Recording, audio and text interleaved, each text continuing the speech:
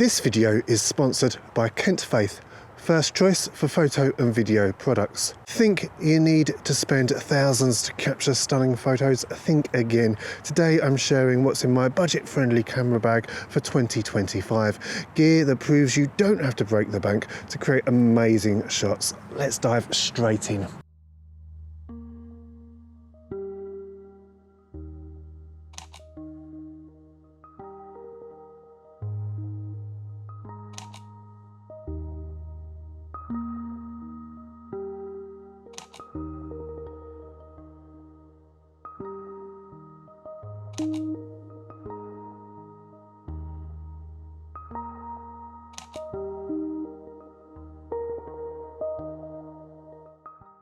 First up, and it's naturally the camera that is most important to any camera bag.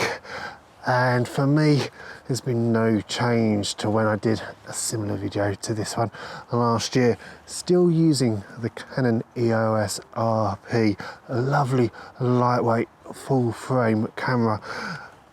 Not too great for action sports, but perfect for my needs when I'm out doing landscape photography or like when I'm out doing woodland photography, like what I'm doing today. One very simple aspect that I do love about this bag is that it unzips the side of the straps. So if I put the bag down on wet or muddy ground, I then don't have to deal with that wet, uncomfortable feeling when it goes on my back again.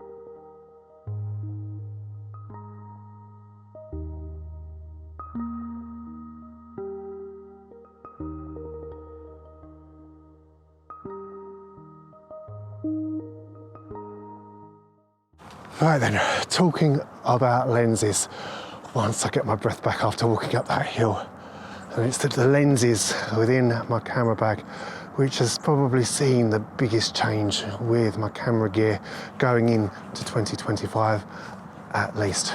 Starting off, I've got though my 24 to 105mm lens. I call that my travel lens. I always think to myself, if you're going to have one lens in your camera bag, that is the lens to own. It kind of caters for nearly, probably 90% of the shots that I come across, and it's pretty much glued to my camera the majority of the time.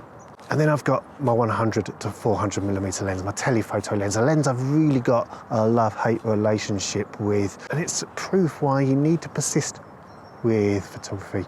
Well, you can't expect results overnight. There's been times where I thought, I hate it, I'm going to get rid of it. There's no point in keeping it. I thought, no, persist. You never know what might happen. Over the last 6 months, maybe a little bit longer, I've finally started to find the compositions with it. I've found some shots that I've really liked. And it's all about that persistence, not giving up too quickly, really. And then we come to the biggest change with my lenses, because you see in October I completed what I like to call the budget holy trinity, because this lens here on the front of the camera at the moment is my 15 to 30mm. Now if you add up all my lenses now, I've pretty much got a focal length from 15mm all the way to 400mm without a gap. And this lens is of course great because it gives you an ultra wide angle shot, allows you to pretty much get everything into shot. So accessories, things a photographer can't do without, or maybe you can do without, and I could maybe have my bag a little bit lighter. It's always good being prepared. Something I'll talk about in a future video actually. I've got a Swiss Arca plate, spare plate for if I need to put the camera on a tripod. I've got my KentFaith magnetic filters. It's not just a case of using these when I'm out at the coast, of course. I've got the ND filters in here for that. I've also got my polarizing filter and my UV filter if I want to use them. In the front pouch. I've also got a spare tripod. Mainly use this when I'm doing a little bit of filming and I want to do some walking and talking when I'm not using my other tripod, of course, or when I've got the camera set up on the tripod and I want to talk to you at the same time. Spare batteries, third-party ones. Always annoying these are, because you never get a true indication of how much life is left. You can be using it, you can say you've got a full battery, and then the next minute it can come up saying change your battery pack because this one is dead. They can be annoying, but at the same time they're great for keeping as a little bit of a backup.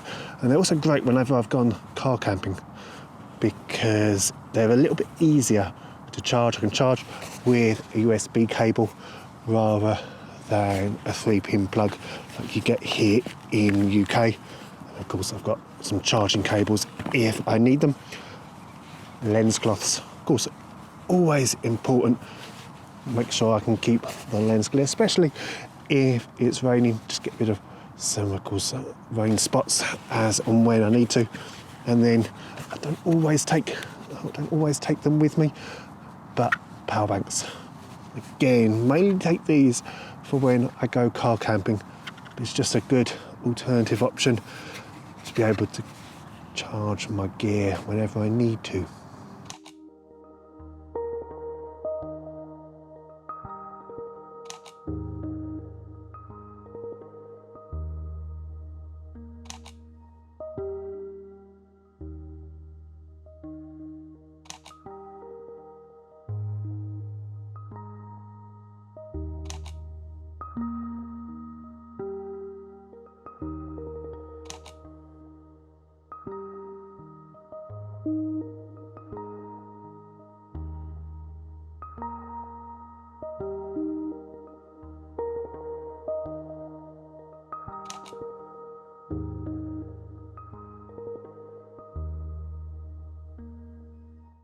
Now that we're into winter, it's always good to be prepared for any cold weather. This bag has this great pouch at the front, and in it I keep a woolly hat and some gloves. I've had too many bad examples in the past where I've gone out, it's been freezing, I've not been prepared, and on those trips out you're more interested in keeping warm, more interested in keeping dry. Some of creativity has suffered. The photography becomes secondary almost. Finally, I've got my filming gear to worry about. It's why I make sure I've got a nice big backpack so I can carry all of this stuff in. I think 25 litres is this one in particular. But again, it's filming gear where I've probably had the biggest change since I recorded this similar video last year. In terms of filming camera, first couple of years here on YouTube, I've been using the Casso V50X, and it really is a budget filming camera. In the summer, I upgraded to this, the DJI Action 4, which has been a game changer. When I look back at the old footage, I wonder how I put up with it for so long. In terms of microphone though, I've got the Ulanzi wireless U-mic. Again, I keep meaning to do a video on that because it's a very budget microphone, but in terms of quality compared to my previous Rode wireless microphone, there's not much difference, and it is so much cheaper. And last but not least, what I'm using at the moment, I can't not mention my KentFaith compact travel tripod. I use this a lot when I'm walking and talking like what I am now. Of course, if you watch some of my footage where I am walking and talking and it's nice weather, you can sometimes see the shadow of the tripod. All part of the fun, isn't it? With all this gear in my bag, most trips, it really doesn't feel too heavy lugging it around across miles of countryside. And on that note, I really do have to thank KentFaith. Really do appreciate them coming to my rescue, as the zips on my previous bag unexpectedly broke one day, as until then I had no plans to replace this specific piece of kit.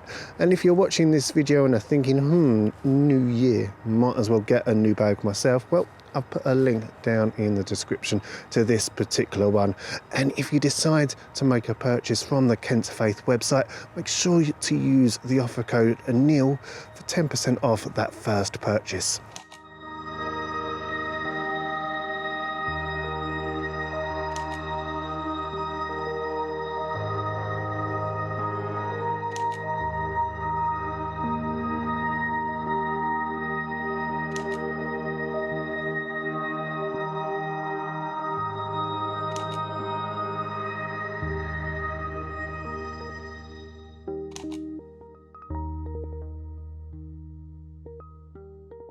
I think this is where I'm going to end today's video. Hopefully it's proof though, that as photographers, you don't always need the newest, you don't always need the bestest gear. You can get out, you can get results on a budget. But for now though, you take care. Hope to catch you on the next one, but it's goodbye.